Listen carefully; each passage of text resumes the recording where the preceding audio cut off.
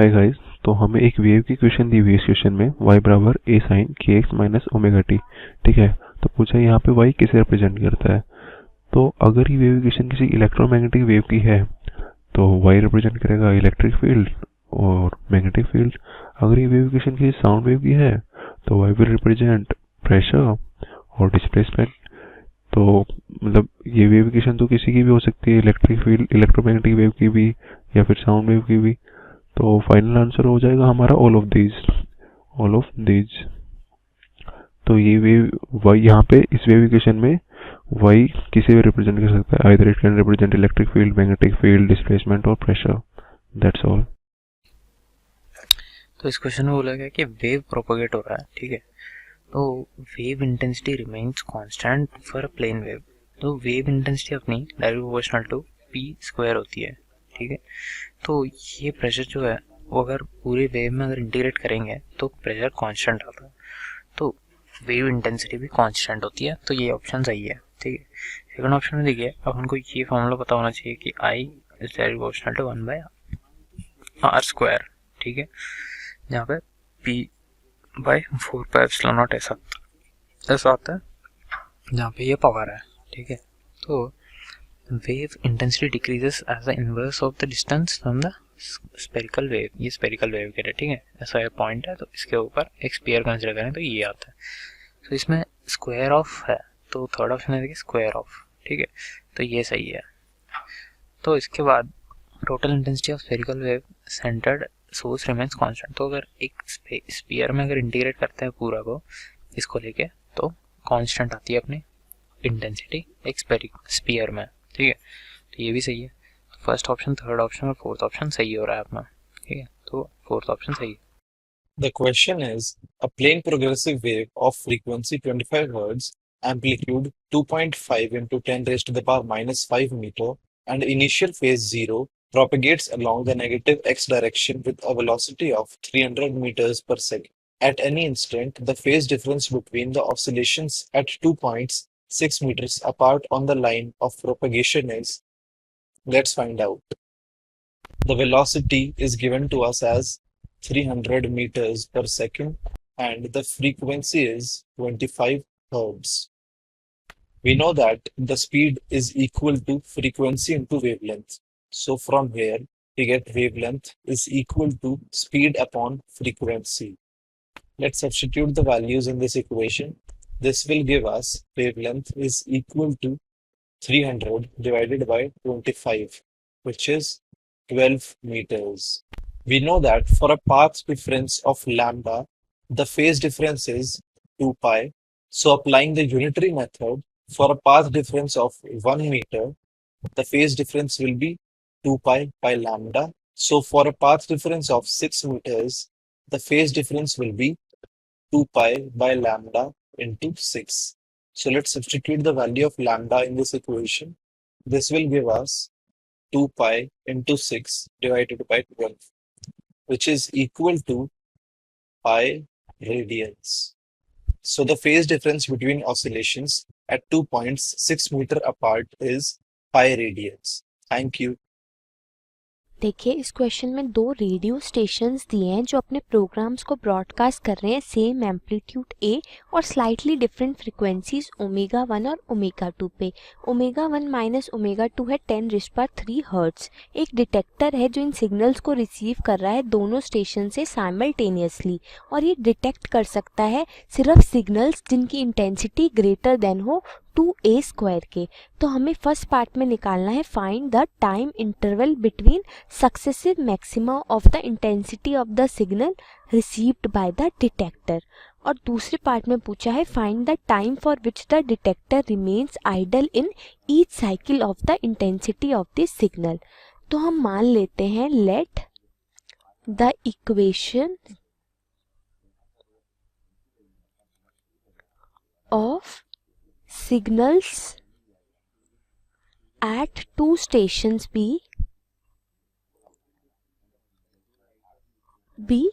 y1 and y2 such that हमारा y1 क्या है, y1 है a sin 2 pi nu one t और y2 क्या है a sine 2 pi nu two t. तो हमारे इन दोनों सिग्नल्स का रिजल्टेंट सिग्नल y क्या आएगा, सुपरपोजिशन से आ जाएगा, superposition of respectively two signals. तो उसको मैं क्या लिख सकती हूँ, y is equals to y1 plus y2 लिख सकती हूँ।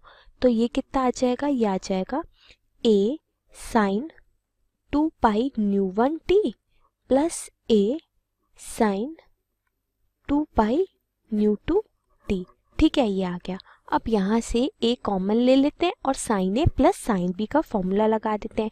Sign a plus sine b क्या होता है, ये होता है 2 sine a plus b upon 2 यानी 2 pi nu one t plus 2 pi nu two t upon 2 और इनटू में cos a minus b upon 2 यानी cos 2 pi nu one t minus 2 pi nu two t upon 2 ये आ जाएगा। तो मैं इसको क्या लिख सकती हूँ, 2a साइन 2 पाई बाई 2 क्या होगा, sine pi nu one plus nu two of t और यहाँ से ये कॉस होगा cos pi nu one minus nu two of t. ठीक है, ये आ जाएगी मेरी रिजल्टेंट वेव की इक्वेशन। तो एम्पलीट्यूड क्या है इस वेव का, इस रिजल्टेंट वेव का एम्पलीट्यूड मैं a डैश से रिप्रेजेंट करूं तो ये है 2a cos pi nu one minus nu two t. यही तो है रिजल्टेंट वेव। हमारी इक्वेशन क्या होती है, a साइन 2 ओमेगा टी। तो यहाँ पे a साइन ओमेगा टी में ओमेगा ये आ गया तो 2a cos nu pi nu one minus nu two t क्या हो गया, मेरा रिजल्टेंट एम्पलीट्यूड हो गया। अब देखिए रिजल्टेंट एम्पलीट्यूड निकालने के बाद हम क्या करेंगे, हमें पता है कि जो इंटेंसिटी आई होती है वो एम्पलीट्यूड के डायरेक्टली प्रोपोर्शनल होती है। ठीक है, तो यहाँ पे हमारा आई डैश क्या होगा, डायरेक्टली प्रोपोर्शनल होगा a डैश स्क्वायर के। तो आई डैश क्या होगा, आई डैश होगा directly proportional to 4a square cos square pi nu one minus nu two t के। ठीक है, तो ये इंटेंसिटी जो आएगी हमारी ये कब मैक्सिमम होगी, ये मैक्सिमम होगी जब हमारा cos square pi nu one minus nu two t क्या होगा, 1 के इक्वल होगा।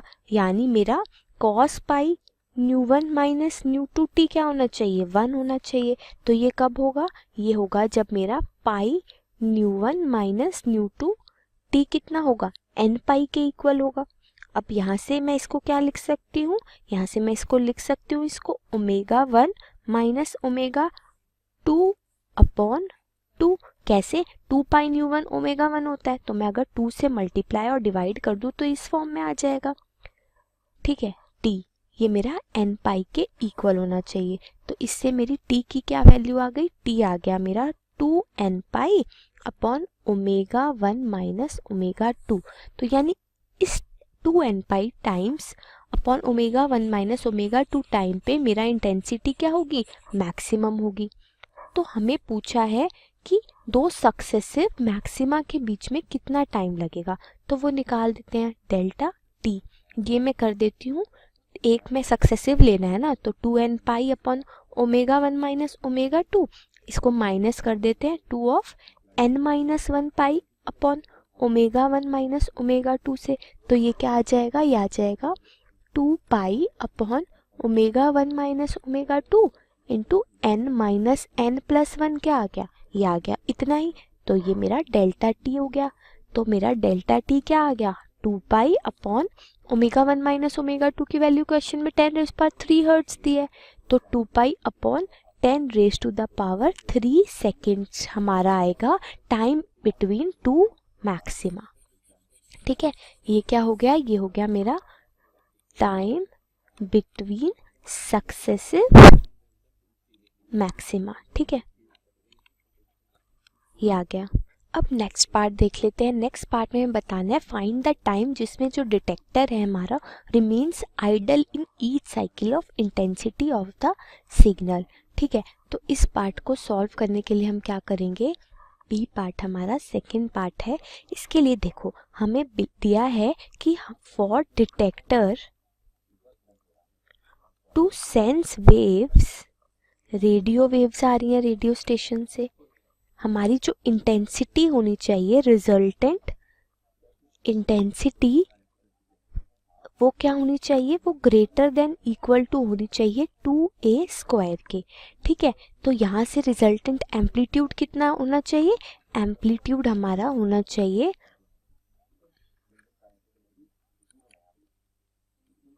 देखो इंटेंसिटी होती है हमारी a² के प्रोपोर्शनल, तो resultant amplitude greater than equal होना चाहिए √2a के। स्क्वायर कर देंगे इसका, क्यों, i डायरेक्टली प्रोपोर्शनल होता है a² के।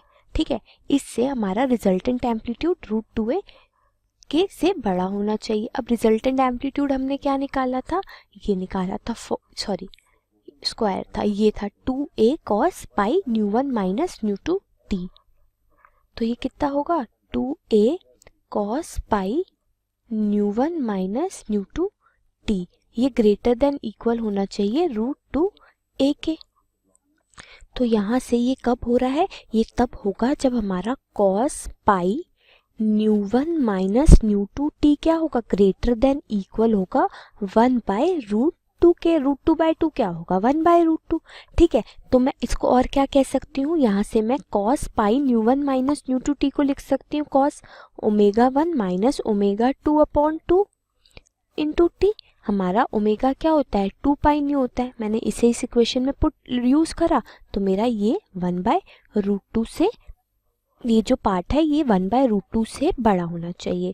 तो इससे क्या आ गया, इससे आ गया कि हमारा डिटेक्टर आइडल कब होगा, डिटेक्टर आइडल होगा जब मेरा cos ω1 minus ω2/2 t less than equal to होगा 1/√2 के। तो ये कब होगा, ये कब छोटा होगा, ये छोटा होगा मेरा 1/√2 से कब तक, बिटवीन दैट इज मेरा ω1 माइनस ω2/2 t जो cos का है, ये होना चाहिए कितना, ये होना चाहिए बिटवीन 0 to 1/√2, यानी जो मेरा ω1 माइनस ω2 t, एक सेकेंड ये कंफ्यूज मत होना, ये ब्रैकेट